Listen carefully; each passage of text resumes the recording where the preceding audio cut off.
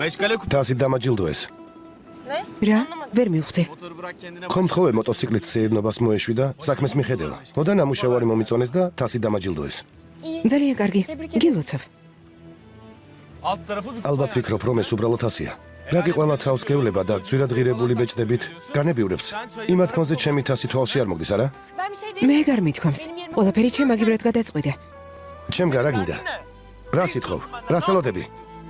გინდა რომ ხელი გთხოვო? კარგი, ასე მოვიქცევი. ამაზე იოლი არაფერია.